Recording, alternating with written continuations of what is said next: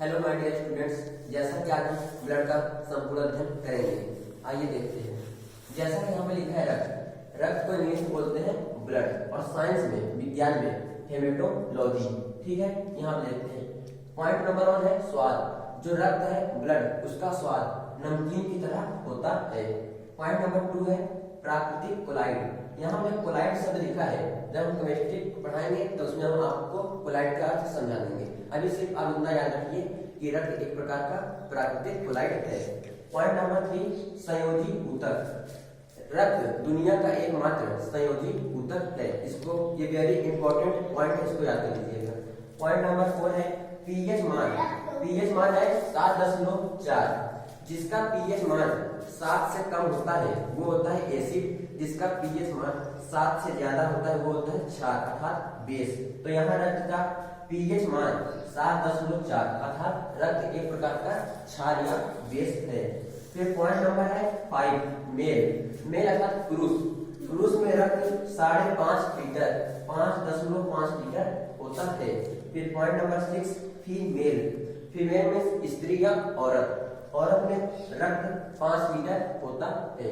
फिर point number 6 आप देख सकते हैं निर्माण।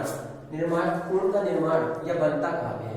तो जो बच्चा माँ के पेट में होता है या जो औरत में गर्भवती है उसके पेट में जो बच्चे पल रहा है उसमें खून का निर्माण लीवर अर्थात यकृत में होता है, जैसा कि यहाँ पे लीवर शब्द लिखा है।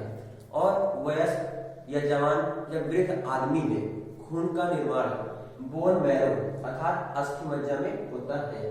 फिर आप यहाँ पे देख सकते हैं कि खून का स्टोर कहाँ पे होता है, जहाँ पे खून रुकता है या इकट्ठा होता है। तो खून कहाँ पे रुकता है, इकट्ठा होता है, स्प्लीन या प्लीहा या तिल्ली में। फिर पॉइंट आप देख सकते हैं रक्त परिसंचरण की खोज। परिसंचरण में होता है एक जगह से दूसरी जगह चीजों को ले जाना या ले आना। तो रक्त हमारी नसों में बहता है, एक जगह से दूसरी जगह आता जाता रहता है नस के माध्यम से।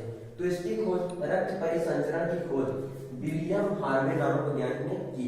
विलियम हार्वे ने अपने नियम या सिद्धांत में स्पष्ट बताया था कि हमारा बॉडी अर्थात शरीर गर्म क्यों होता है। उन्होंने बताया कि खून या रक्त जो हमारे नसों में दौड़ रहा है या बह रहा है, जो चीज बहता है या दौड़ता है उसके वजह से हमारा बॉडी गर्म होता है। अर्थात जो चीज बह रहा है या चल रहा है उससे एनर्जी पैदा होती है, जिसकी वजह उष्मा या गर्मी हमको लगती है। फिर आप यहाँ पे देख सकते हैं स्प्लीन। पॉइंट है स्प्लीन। स्प्लीन को हम ब्लड बैंक और ग्रेवयार्ड।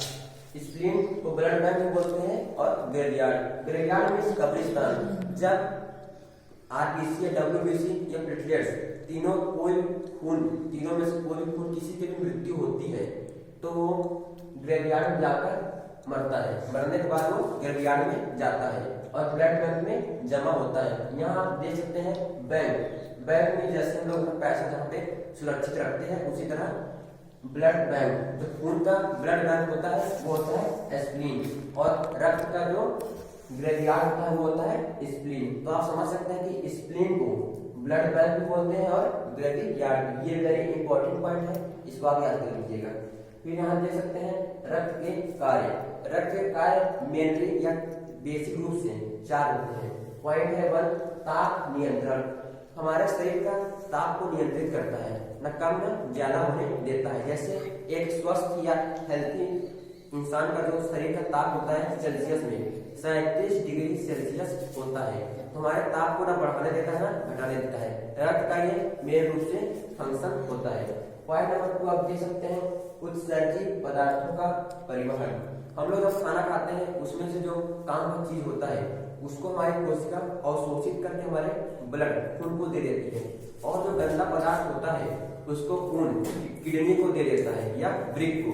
तो किडनी उसको उत्सर्जन के माध्यम से हमारे शरीर से बाहर निकाल देती है। पॉइंट नंबर 3 आप देख सकते हैं पोषक पदार्थों का परिवहन। जो पोषक पदार्थ होते हैं उनको ब्लड या रक्त एक जगह से दूसरे जगह तक पहुंचाने का कार्य करता है। पॉइंट नंबर 4 आप देख सकते हैं गैसों का परिवहन। तो जैसे गैस मेन रूप से 2 गैस है, कार्बन डाइऑक्साइड और ऑक्सीजन O2। इन 2 गैसों का ब्लड परिवहन करता है मेन रूप से शोषण की क्रिया में। आप एक बार स्क्रीनशॉट इसका ले सकते हैं। स्क्रीनशॉट आप उससे